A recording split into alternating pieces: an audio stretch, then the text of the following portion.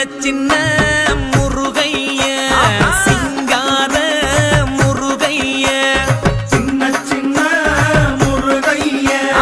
சிங்கார முருகைய கொஞ்சி கொஞ்சி தமிழ் பேசும் செந்தில் பட்டி வேலனவ கொஞ்சி கொஞ்சி தமிழ் பேசும் செந்தில்